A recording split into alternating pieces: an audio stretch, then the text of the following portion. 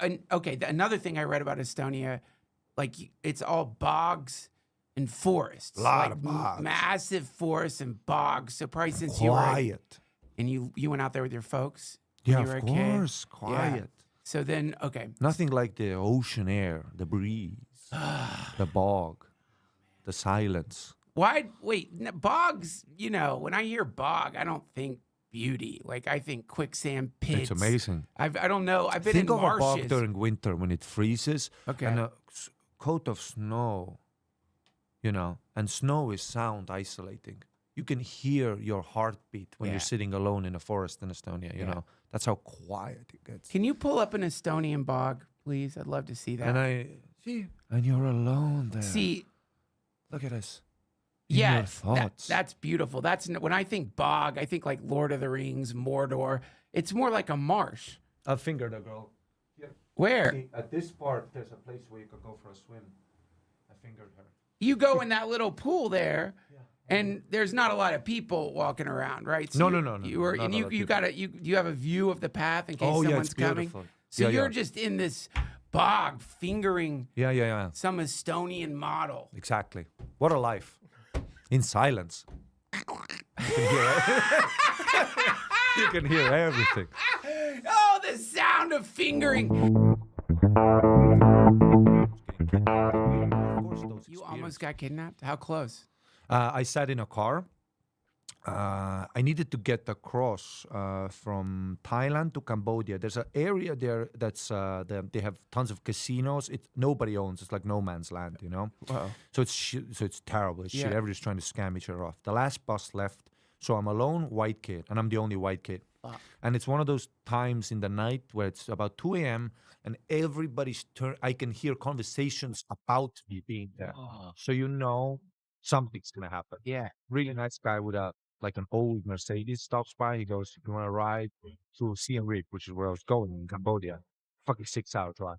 But I'm European, so I'm like, people are nice. Yeah. So I sit down in his back seat, and then he stops maybe 20 yards away. He stops. Some other guy is in front, next to him. He has a gun.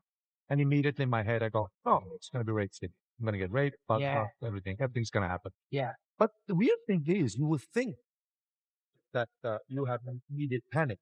But there's something, I remember I was really calm for some reason, because you have to make rational decisions. You have to be very careful what you say, And the driver turned back to me and he goes, "You're not going to say it." Starts off that in my head. I'm like, "Oh." Well, the door's locked. Click. Goes into an alley. And then they both turn around and start talking to me. And I can't even remember the conversation because I'm literally having a meltdown, but at the same time, totally calm. Okay, can I stop you there? Because I think you just came up with the best idea for a podcast, which is you kidnap Europeans. And you just pull off. You have the gun towards you're like, "Listen, we just want to interview you for an hour."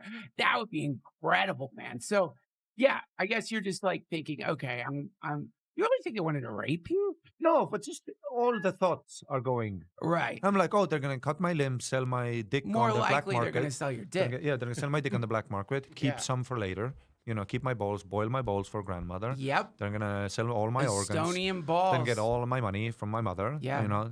Get your son back. Then I'm going to send my ear to my mother as a warning. Yep. They're going to do the whole package, Yes. Yeah. So...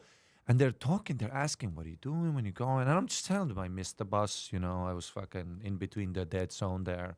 I missed the bus, whatever. And then they both look at each other and they go, they literally audibly go, they talk whatever, whatever the fuck they talk. And they go, "Ugh." And the door's unlocked. And they go, "Get the fuck out." Just because what they were doing is how much trouble this is. Oh, yeah. You were just some broke backpacker. Exactly. They were hoping that you were My baby blue eyes say, "I'm going to call dad and he's going to come in a private jet." Like, there's no money. Yeah. Your stepdad But isn't my getting accent shit. says clearly. Yeah. There ain't no dad. Oh, that groan of disappointment when you realize you've kidnapped somebody who has no money. Yeah. That's got to suck, man. Yeah. You're getting so excited. And that groan tells you a lot because it's like, that's probably this is the second time tonight we've picked up someone who's asshole. I'm like, I gotta get out of here. But there's nothing. I just have to get off that street. Yeah. Everybody's looking at me. I saw a lady take a shit in her hand, throw it at some old American man. Why did you get a sense of what drove her to that moment? Was he being a dick, or she just bored? I don't know what the fuck was happening.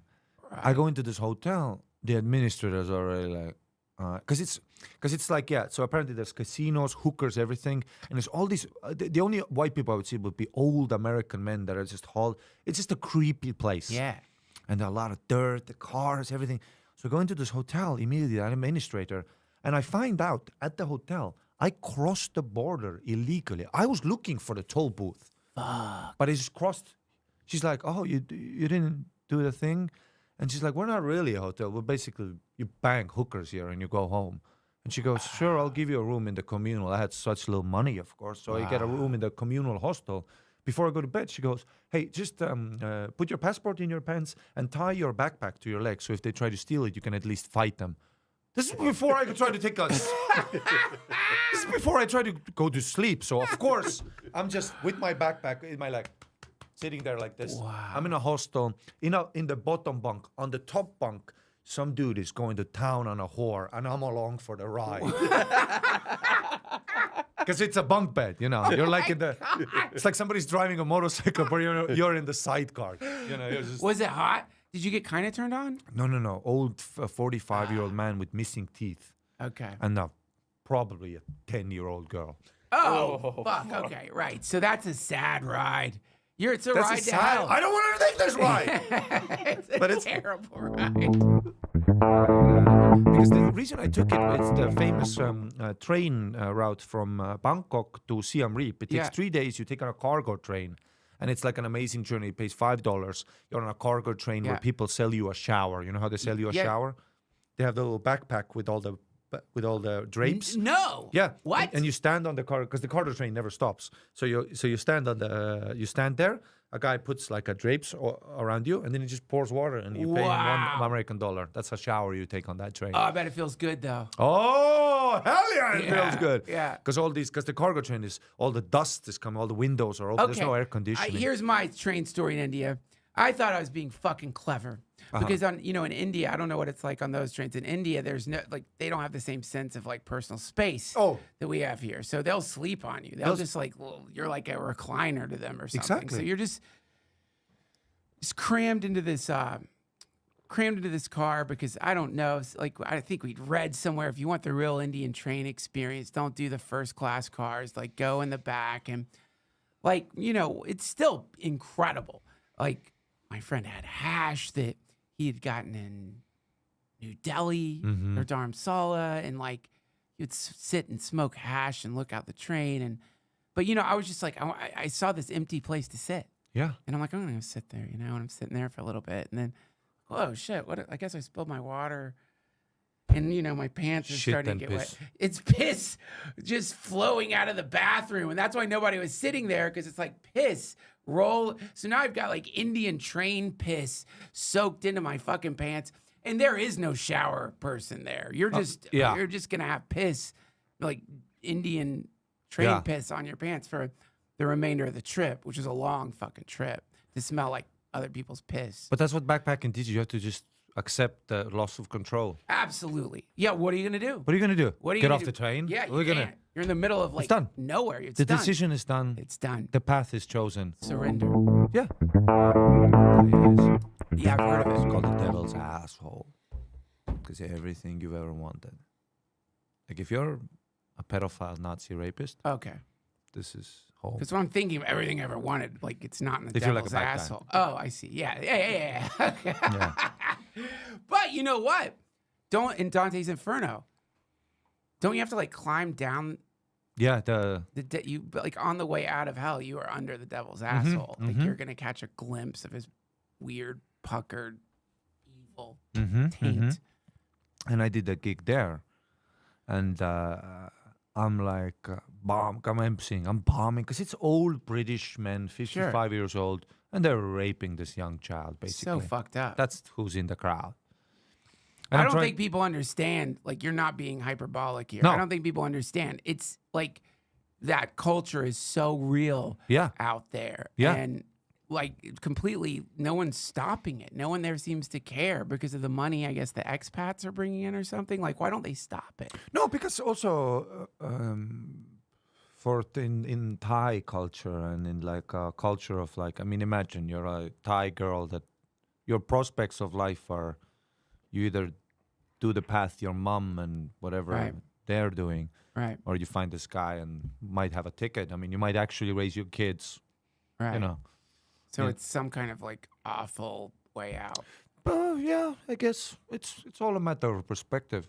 Awful Yeah. to who? Awful to us, maybe, because we come from the land of fucking, cookies and cream. Yeah. Of course, for us, it seems awful, but for them, it might be literally the best choice they have, Right. And some of them don't know that it's that they have more choices. But when I've been in those hotels, like when I've gone to Thailand, there's been some moments where you see some, fat lard of an American. It's always a fat lard with Crocs on. Who's the guy?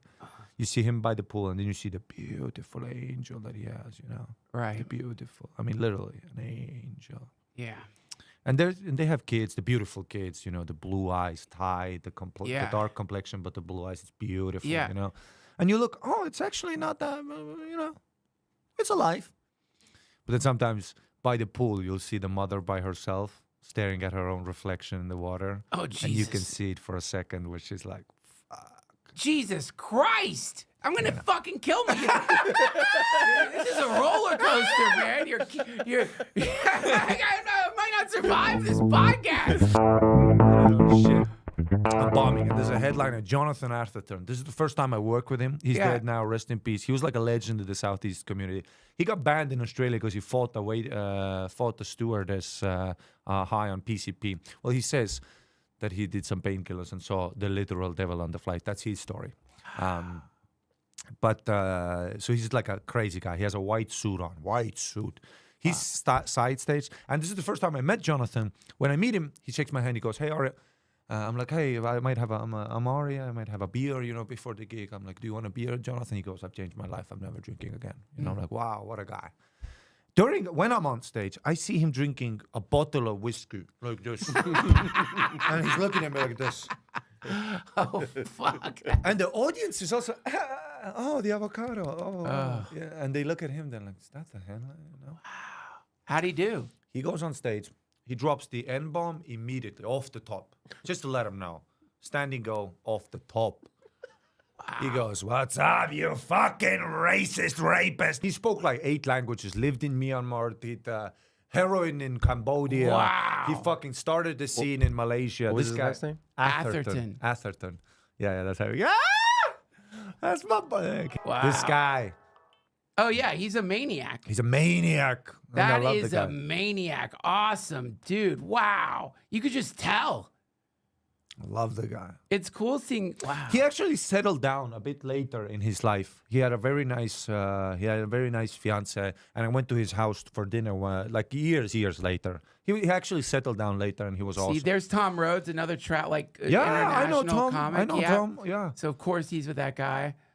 Wow. So this subculture, this sect of comics, this is like the traveling comedians. These are the international comedians who are just who found a tour schedule that routes through expat communities. Yeah. Wow. And he was murdering on stage, saying, "Yeah." And then at one point when he's murdering, because I was bombing, and I'm side stage now with my little beer, all fucking white-faced.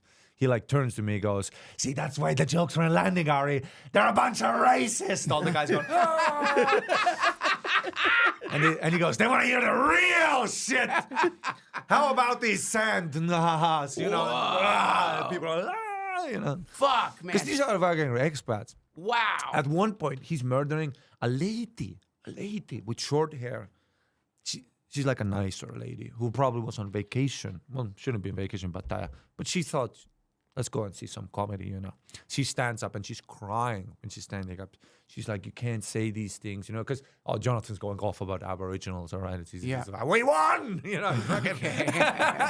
Right. Whatever. Yeah. She stands up, you're a horrible person, Jonathan goes, "Fuck you, you fucking cunt." Look, she storms out. this is my first time meeting Jonathan. The gig ends. He keeps drinking. Of course, we play some pool. I go out with a couple of the waitresses there.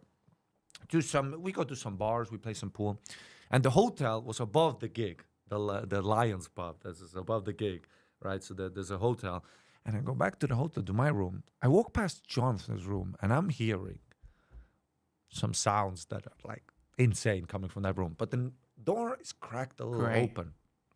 I kick it with my foot a little just to see what's happening in that room.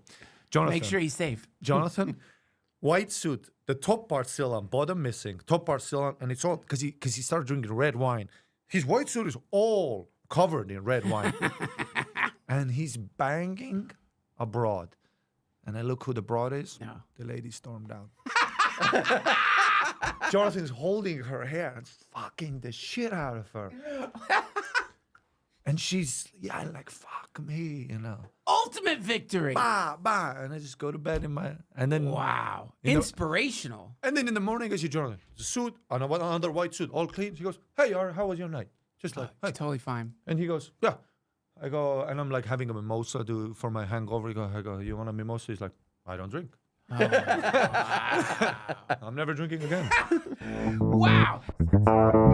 There's another guy I know, Jim. He's from Florida, black guy. He moved to Macau, China. You know Macau? It's the fake Vegas. I didn't know. I heard the name, but I didn't know it was fake Vegas. It's fake Vegas. They have the fake Luxor. They have the fake MGM Grand. They have everything, the fake. Oh, that's so weird. And he does a 600-seater theater there for the past 20 years, maybe. Wow. And I did a gig with him maybe 6-7 years ago. He's like an Florida black guy. And he's a superhero there. He walks around, Asian people clap, they take pictures, hang off his arms, you know. He does his act in English? Yeah. But it's all the tourists and whatever. But he also speaks Chinese. He also he dips into the, you know, the traditional version, how to do comedy there is you do the setup in English and then the punchline, back now, you know, you go, and then the people lose their mind. That's so crazy. So that's what he would do. I mean, a black guy speaking Chinese. I'm going to jump off the balcony if I hear that. Of course, it's funny. And I remember like 5-6 years ago, and I was already, you know, this was my like first trip back since I started there. And I'm talking to him, like, happy to see you. We go to the restaurant, and I talk about a little bit of the Rogan experience. I talk about the podcast world. And he's like, yeah, I mean, how's Jeff Dunham doing? You know, that's right. So he's not even right. And I know, and he does cruise ships and stuff, you know. And I know. The American, he's not after the grind. The bits are hack. I know. But isn't it wonderful that this art form, you can find a place in life through this art form anywhere? Yes. Jim is somewhere in Macau right now drinking a margarita. Yeah. It's and crushing incredible. in front of 600 people. And like, I gotta drugs in China. It's really dangerous. But if I was tripping in Macau, I think I'd go crazy. I know, yeah. And the way it works there is totally different. The way traffic works there shouldn't work. There should be horrible accidents every few minutes there. Well, there is.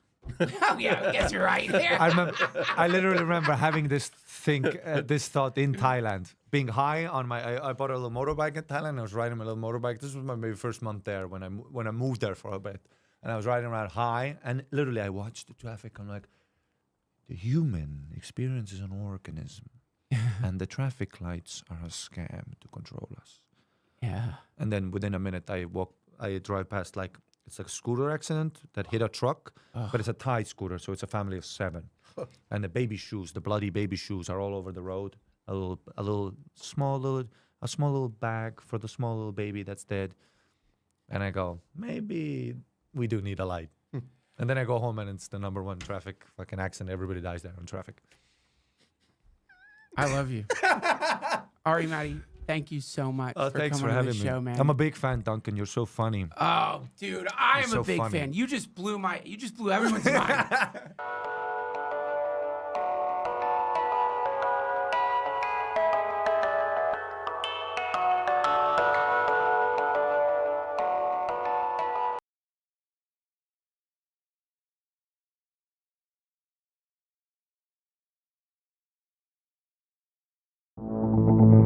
Subscribe. That means goodbye. Finish.